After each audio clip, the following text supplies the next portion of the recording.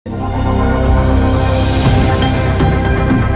तरफ जहां 2024 का चुनाव चल रहा है, वहीं लगातार कहे तो इंडिया गठबंधन की तरफ से एनडीए पर जमकर निशाना साधा रहा है। एनडीए पर कहा जा रहा है कि अगर ये लोग फिर से यानी मोदी फिर से आएंगे तो संविधान ही नहीं रहेगा, संविधान खत्म हो जाएगा। वहीं एनडीए की तरफ से यानी केंद्रीय वित्त मंत्री निर्मला सीतारमण ने जमकर निशाना साधा। उन्होंने साफ साफ कह दिया ये लोग संविधान खत्म करने की बात करते हैं, लेकिन ये लोग जो है ओबीसी का आरक्षण खत्म करके कर्नाटक में मुसलमानों को देने का काम किए हैं। और अगर ये लोग आ जाएंगे तो ओबीसी का आरक्षण और SC/ST का भी आरक्षण दूसरे को देने का काम करेंगे। पहले सुनवाते हैं आपको केंद्रीय वित्त मंत्री निर्मला सीतारमण ने किस तरीके से निशाना साधा।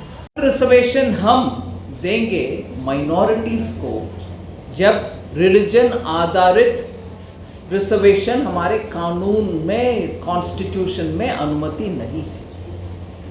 इसका मतलब ये हुआ कि SC/ST OBC से छीन करके रिलीजन आधारित रिजर्वेशन देने के लिए एक क्लियर प्लान के साथ चल रही है इंडी अलायंस। इसका भाषाओं से मैं ये कंक्लूजन में नहीं आ रही।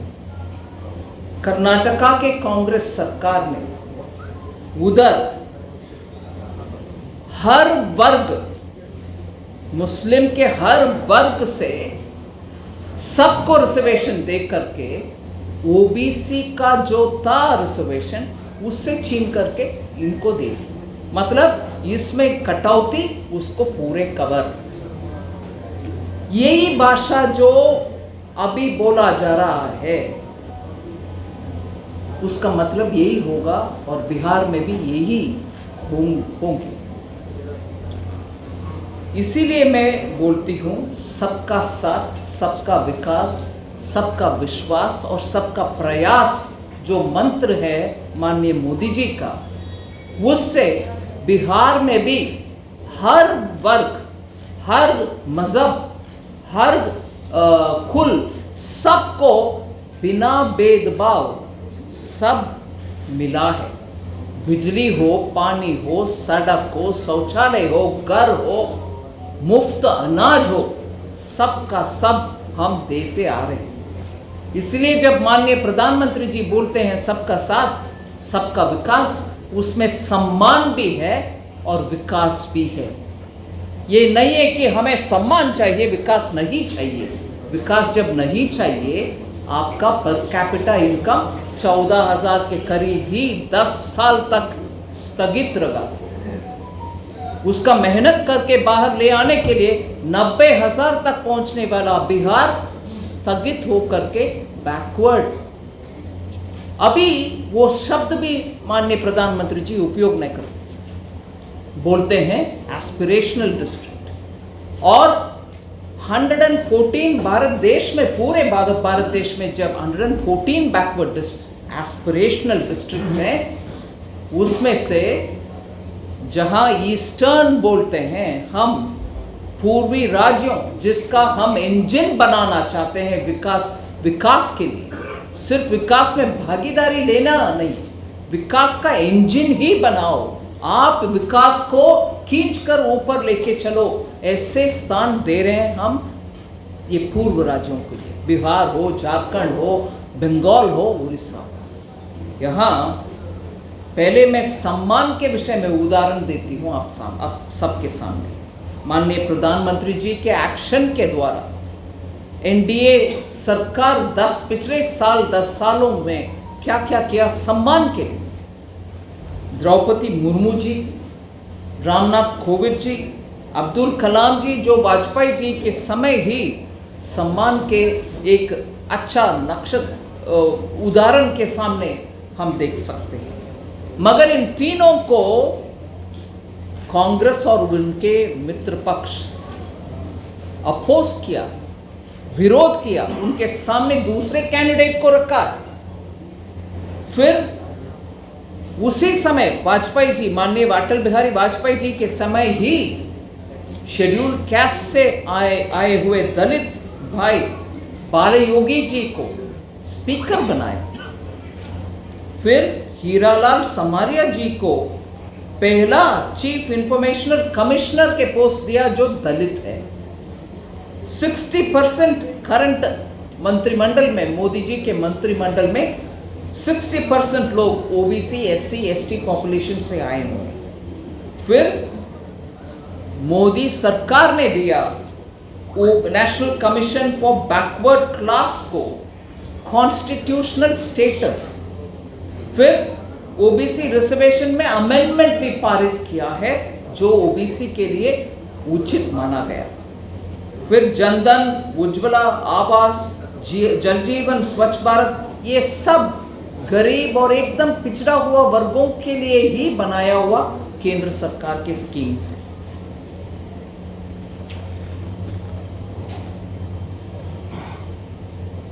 मुद्रा लोन्स में 50% से ज्यादा एससी, एसटी, ओबीसी के लिए दिया गया है और स्वनिधि में भी 75% लोन नॉन जनरल कैटेगरी को गया है।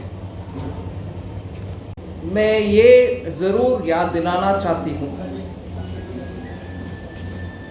सम्मान चाहिए, विकास नहीं।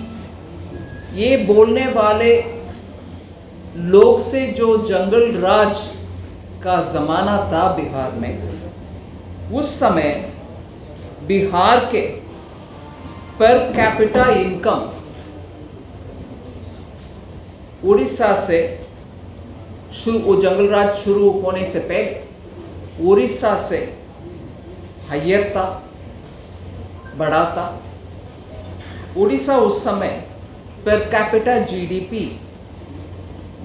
20,591 रुपीस था, 20,591। और उस समय 1991 के समय में बात करें, बिहार का 21,282 था। मगर जंगल राज शुरू होने के बाद बिहार का 33% ड्रॉप हुआ और आराम से उड़ीसा 31% ज़्यादा बढ़ा। इसीलिए 2002 तक जब हम पहुंचे,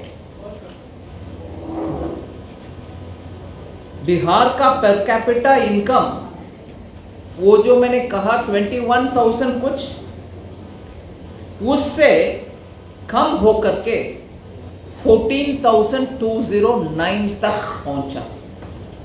उस 10 साल जंगल राज के कारण पर कैपिटा, हर व्यक्ति का आमदनी जो मेजर होती है पर कैपिटा जीडीपी, वो 21,282 1991 में जो था उससे कम होकर के 14,209 में पहुंचे। तो आपने सुना किस तरीके से निर्मला सीतारमण ने साफ साफ कह दिया कि ये लोग जो है एक तरफ संविधान खत्म करने की बात कर रहे हैं, दूसरी तरफ ये लोग खुद दूसरे का आरक्षण जो है छीन करके यानी दूसरे धर्म को देने का काम कर रहे हैं। और आगे भी ये लोग अगर आ जाएंगे तो दूसरे को यानी ओबीसी और एससी एसटी का आरक्षण छीन करके देंगे। साथ ही उन्होंने बिहार की पर कैपिटा इनकम को लेकर के कहा है कि इसके जिम्मेदार जो है यानी जंगल राज और लालू प्रसाद यादव को ठहरा है। और उन्होंने कहा कि हमारे यहाँ तो मंत्रिमंडल में 60% ओबीसी है, यानी हम लोग सबके लिए काम करते हैं। लेकिन इन्होंने जिस तरीके से काम कर रहे हैं, ये लोग जो है ओबीसी का आरक्षण ख़त्म करना चाहते हैं और दूसरे धर्म को ये लोग बढ़ावा देना चाहते हैं। अब देखना ये होगा कि जिस तरीके से जहाँ इंडिया गठबंधन के लोग लगातार संविधान खत्म करने की बात करते हैं, वहीं एनडीए के लोग कह रहे हैं कि ये लोग ओबीसी एससी एसटी का आरक्षण खत्म कर रहे हैं। तो आखिर में जनता किसको चाहती है? क्या जनता मुद्दे की बात समझ पाती है या आरक्षण खत्म करने और संविधान खत्म करने की जो बात होती है उसी में फंस कर रह जाती है?